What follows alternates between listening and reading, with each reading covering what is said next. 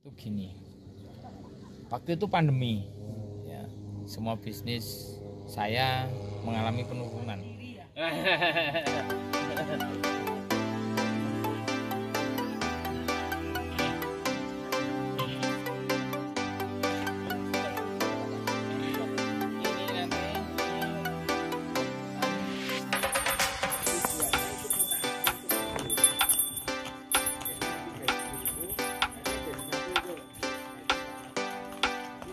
Pengembangan di sini sampai saat ini sih target kita masih 100 kamar, namun sekarang sudah tercapai 86 kamar.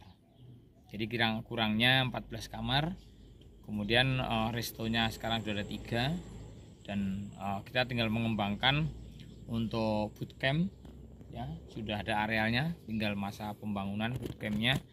Kemudian juga permainan anak-anak dan juga kolam renang air panas, tentunya seperti itu. Berdiri di lahan seluas berapa hektar? Sekarang totalnya kurang lebih 2,7 hektar. Ya, dengan garden dan juga dengan zoo, dengan kebun stroberi ya. Pak, dulu awalnya terbesit untuk membuat cottage di sini, mungkin bisa dijelaskan ini ya, Pak? jadi latar belakangnya itu gini.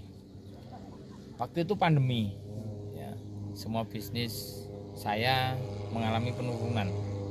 Dari situ kita ke Tawangmangu jalan-jalan awalnya, karena saya udah punya tanah di sini. Terus terinspirasi mungkin ke depan kalau dibangun resto bagus, awalnya seperti itu. Karena apa? Resto waktu itu sih mati semua, tapi harapan saya ketika pandemi selesai pasti orang akan berduyun-duyun untuk pergi ke resto dan rekreasi. Akhirnya alhamdulillah betul, itu kenyataan. Jadi setelah pandemi waktu itu 2 tahun yang lalu sudah boleh keluar dari rumah itu, akhirnya resto kami sudah bisa beroperasional. Kita bangun resto itu hanya 7 bulan. Di Lawu itu kita bangun waktunya 7 bulan. Jadi kita pakai 4 kontraktor, ada bagian sivil, kemudian ada bagian ada bagian engineering, ada dan sebagainya. Dan ada juga bagian untuk fasilitas yang lain.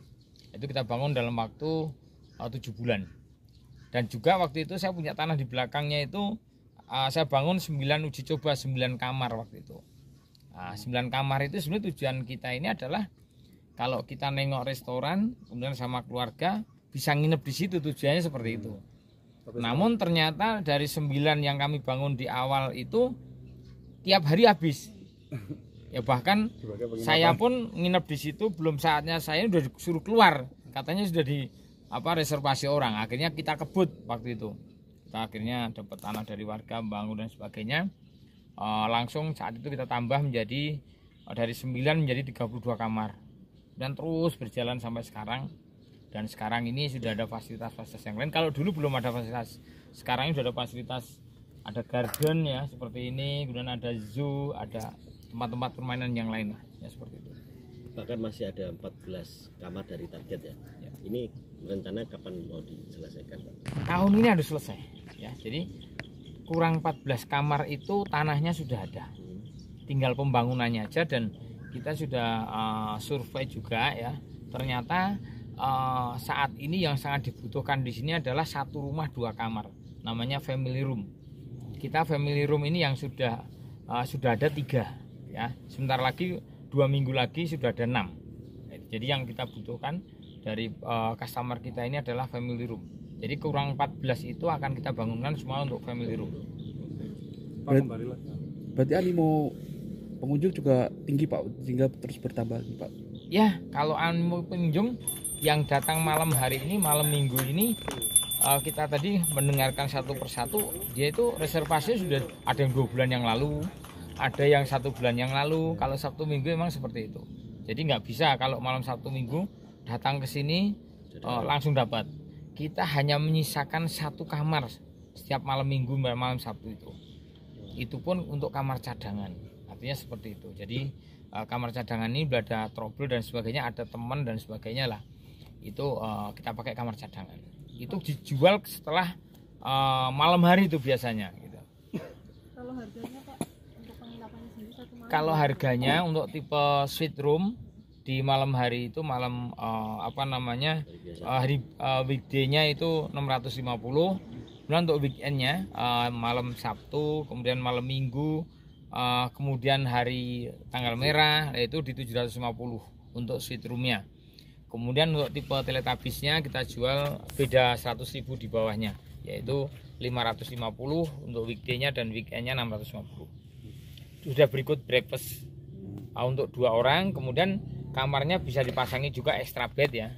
Artinya kalau dalam satu keluarga ini nginap di sini dengan tambah extra bed, makannya sudah untuk 4 orang, itu sudah kurang lebih di harga sekitar 900.000.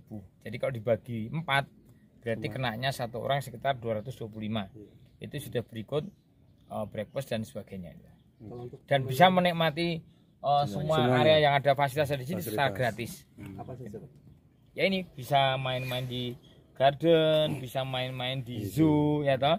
Bisa bermain di tempatnya kebun stroberi, tapi kebun stroberinya kalau petik bayar. Wah, kembali lagi tadi. Saya ini pengen membuat sebuah destinasi wisata di mana saya ini semakin usia semakin tua kan semakin tidak kerja ya. Seperti saya orang ekonomi, saya tentunya semakin tua itu harus punya passive income namanya. Passive income ini yang jadi impian saya. Saya sebagai ketua umum organisasi, di mana organisasi sosial ini butuh passive income karena saya sendiri tidak harus bekerja terus. Yang namanya passive income secara ekonomi adalah di mana kita sudah senang-senang, kita sudah berorganisasi yang baik, tidak harus bekerja, tapi mendapatkan penghasilan melebihi daripada pengeluaran. Itu namanya passive income. Kalau pendapatannya belum, masih pengeluarannya itu masih lebih banyak dari pendapatannya belum, ya itu. Oke. Pak, kalau yang family room itu berapa ya Pak? Kalau family roomnya, kalau weekendnya 1.500.000. Kalau weekday Pak? Weekday-nya dipotong dari 1.300.000. Untuk kapasitas Berapa orang? Kalau kapasitasnya jadi untuk 4 orang, depannya masih bisa ditambah extra bed lagi. Jadi mau diisi 8 orang pun bisa, karena bisa 8 orang. kamar mandinya kan 2 di dalam semua. Tapi kalau mau extra bed juga nambah lagi berarti? Nambah 250.000 ya. Tapi makan jadi extra bed itu nambah 250 itu sudah berikut breakfast untuk 2 orang, kemudian juga sudah bisa untuk 2 orang gitu. Menurut survei menurut survei orang-orang ya, bukan saya yang komen ya. Karena kamar kami sampai dengan hari ini adalah yang sudah existing 86 kamar. Jadi kurang 14 kamar. Harapan saya nanti minggu depan lagi kita sudah tambah 6 kamar lagi. Jadi 2 minggu ke depan kita sudah menjadi 92 kamar. Gitu. 2 minggu ke depan. Kamar terbanyak dalam model apa? Beda hotel kan? Oh iya, cottage. Kawasan ini dibilang terbanyak di Tawangmangu untuk saat ini. Menurut survei orang-orang ya. Satu lokasi gitu Satu loh, Pak. ya, yang di maksudnya, daerah Tawangmangu ya. Iya, maksudnya yang dalam Ya, satu lokasi.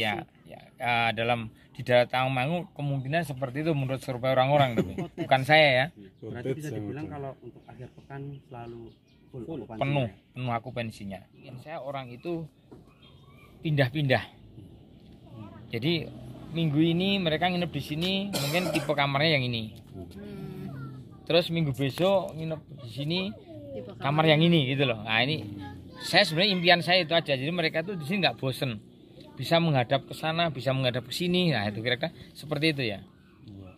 Nggak hanya datang sekali gitu ya. Ya, bisa ya. berulang ya. Ya dan saya juga selalu kalau ke sini tentunya tanya dengan customer kira-kira kita ini punya banyak kekurangan ya. Karena di sini juga tempatnya terutama di pegunungan ini banyak sekali kekurangan di mana seperti musim hujan musim kemarau gini kami ini debit airnya menurun sehingga kami harus menyiapkan bunker-bunker ya. Jadi saya ini melihat kita kayak orang di Arab Saudi. Ya, Arab Saudi itu tidak ada sumber mata air. Tapi kehidupan ada. Di sini saya punya bunker air jumlahnya hampir 260.000 liter. Itu dari mana Pak? Sumber Ya, airnya. ya, jadi air itu kita masukkan di tampung di situ, di bunker itu, baru kita naikkan ke toren. Gitu. Jadi umpamanya pun pas musim kemarau gini kekurangan, kita ngambil air pakai tangki. Gitu.